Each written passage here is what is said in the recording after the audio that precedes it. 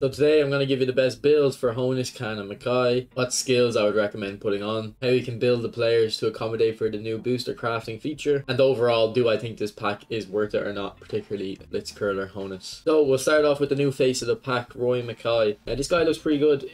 This build here, he looks like a Fox in the Box because I've given him 95 finishing.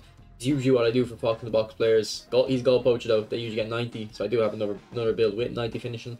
But because he's a bit tall and a bit physical, I decided to make a more kind of static striker build.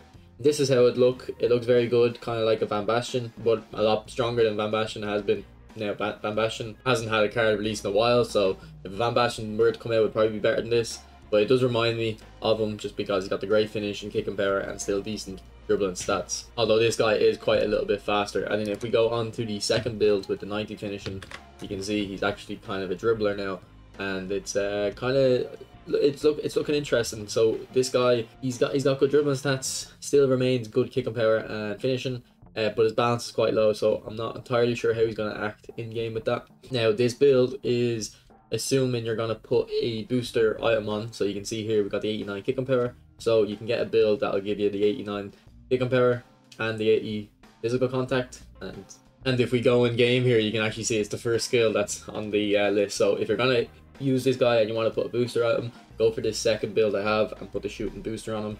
So it'll take that kicking power up to 90 and then the physical contact to 80 as well. If we look at the skills of this guy, he has a quite decent selection, although I feel like he's not being accommodated for the second build I have with the high dribbling. So for the skills I'm going to recommend, the first thing he's just going to need is true passing. I think we're assuming because he has the low balance that he's not going to be a great dribbler at the start. So we'll worry about double touch and stuff like that later. Next, you can go for aerial superiority, just because of how tall he is, 188 centimeters. I think it will be worth it. His jumping isn't particularly high, but I don't think it'll matter once you put the skill on. After that, then I would go for double touch. And then you have two paths to go down after this point. The first one is scissors feint, and I'd say heel trick. Scissors feint just because he's tall, he'll have long legs. I feel like scissors feint is better on those type of players. And then heel trick just because he's a bit tall and the balance, he might be a bit stiff, so if you hit a ball into him, he won't be able to dribble with it very well and kind of redistribute it. So if he has heel trick, it'll help with that a little bit. So that's one path you can go down.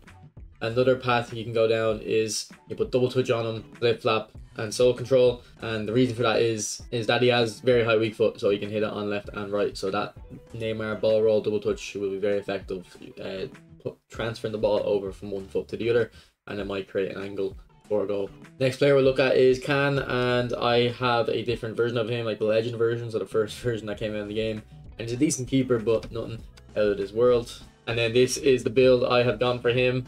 Now there is two builds. You can see here all 90s on this build, and then this build doesn't have all 90s. So this build here is the second one, is assuming you put the booster on him. So if you put the goalkeeper booster on this guy, you're going to get +1 on every stat there except for reach. So the reach is going to be 98 with 100 goalkeeping awareness, 90 catching, 92 parrying and 95 reflexes. So 95 reflexes should be in your threshold at 95. You can also put the booster on this first build. It'll be very similar, 100 awareness, 96 reflexes, but I think the difference is your reach is a little bit lower, and you're getting it to the threshold at 90 here, whereas before you're just gonna go up a little bit one. Honestly, I don't think there's gonna be much difference between them builds. It's just something to think about in case you want to. And then for skills, I mean, like, there's a goalkeeper, so not much you can put on him. I don't know if you can even put low punt on him because he already has high punt. I don't know how the game would calculate which you're using. It could be to do with special controls though. So if you have the option to put low punt on, do. You can try test it maybe.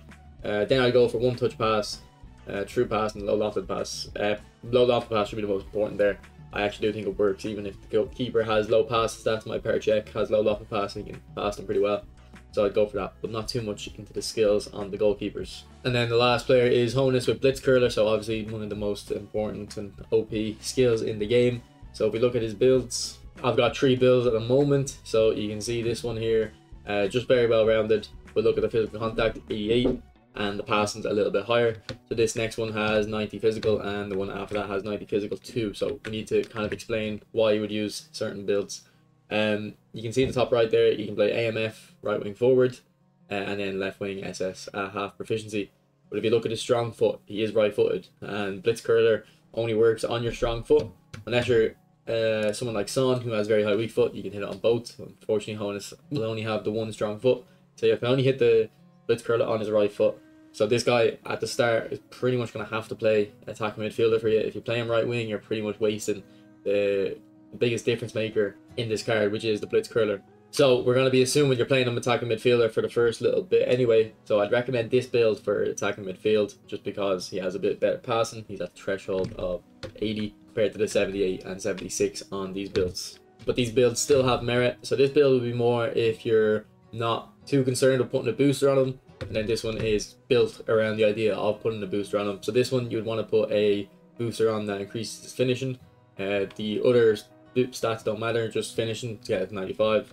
And then this one here, you don't really need to put a booster on it, but it would be nice to get that ball control to 95. So a booster that I can get to 95 too wouldn't be too bad either. And then the first build doesn't exactly need a booster either, but you know, if we can get that ball control, dribbling, tight possession, I think it's low pass. I think it's technique booster that'll do them for. I mean, that looks like the best because you're going to get a 94 to a 95 on 2 stats. But it's interesting they've released this card because he has great physical and he's kind of seen as a poster boy, sorry, talking like the rubber bandits there a little bit. He's a poster boy of kind of physical strikers, or not strikers, sorry, attacking players, because he's someone who's still nimble and, you know, a good dribbler, but still has physical contact. Another player that you wouldn't really think of that, but is like that, is Ronaldinho, who came out the last pack. He has decent physical, so it does seem like Konami might have been trying to show that physical is important now, and we want players to have, you don't have to be like Lukaku, but you need to have some physical about you to be a consistent player to use. Now, if we look at the skills, I think you know what the first 2 I'm going to recommend are, and they're double touch and flip flap. That soul control is too good to look at, or too tempting rather. So yeah, we're going to go for that. But then most importantly after that, he needs acrobatic finishing. If anything, he probably needs acrobatic finishing first. So if you only have the GP to put 1 skill on at the moment, and then it's going to take you a while to get your skills, or your GP to get the skills, just put acrobatic finishing on first. It'll help with the Blitz curler a lot more. After that, you've got a choice between cut behind and turn and Marseille turn. Traditionally, cut behind and turn is if the player is playing in the middle, and then Marseille turn if he's playing out wide. But as I said, if you're playing him out wide, you're going to have to get a left wing position trainer on him, which could take a while. So don't play him right wing, really. You're going to miss out on the Blitz curler. It's too important to miss out on. And then the last skills that are one touch pass and aerial superiority. I would probably go for one touch pass, particularly if you're playing him attacking midfield. But aerial would work decently because he has got good jumping and he's 181 centimeters tall. And here's just a look at what the jumping would be at in the build. So an interesting pack overall. Do I recommend it? To be honest, I don't, because I think if a pack is worth spinning, it's usually going to have 2 players that you really want. I can only see Hoeneß. If I don't know if I'm pronouncing his name right, by the way, apologies if I haven't. I see him being good. I didn't like using his old card. I had it on a different account, so I tried it. But pretty much everyone I've talked to who has this guy to like him, so I think that was just a matter of taste for me not liking him. So he will be very effective, but as I said, he won't be able to play left wing at the start. It's going to take some investment, which isn't a major deal, but it is something to note. And then for the other 2, Makaay, I don't know if the balance is going to be an issue, but to be honest, with the way strikers have been playing since the update, I've been using players like Ruud van Nistelrooy, Pizarro, who actually this guy's quite similar to that Pizarro who came in the re-release pack. These type of strikers are a lot more effective, so I can see him being very strong. I don't know if he'll have the staying power to stay in your team though. I mean, people do kind of gravitate towards players they like in real life. I don't know who this guy has much of a fan base. And then for the last guy, Oliver Kahn. Look, he is very good, but I think it's only on paper. This guy's been in PES for years now, and I don't think he's ever been too exceptional. I've had him every year as well. Every year Konami do a free legend spin at the start of the game back in PES. I used to always get Oliver Kahn, and while, you know, it was handy having a good keeper, he didn't seem out of his world like Petr Cech does in this game. So I'd probably just be waiting for a Cech or a Schmeichel. We got a Cech relatively recently though, so it's probably going to be Schmeichel. There's the next meta keeper on the list. Then again, if that pack comes out, it could be Schmeichel and that 2009-10 Michael Owen and Berbatov, who Berbatov's cool, but maybe people don't really care for him. So that's another pack where it's a bit like you're only getting one player you want out of it. So if a goalkeeper is something that you're willing to spend money on and you want to, I don't think this is a bad idea to go for this pack if you consider it like that, because you're getting your goalkeeper who's decent, who's good, and you're also getting a good player in Hoeneß too for sure, and then maybe even Makaay would be good as well.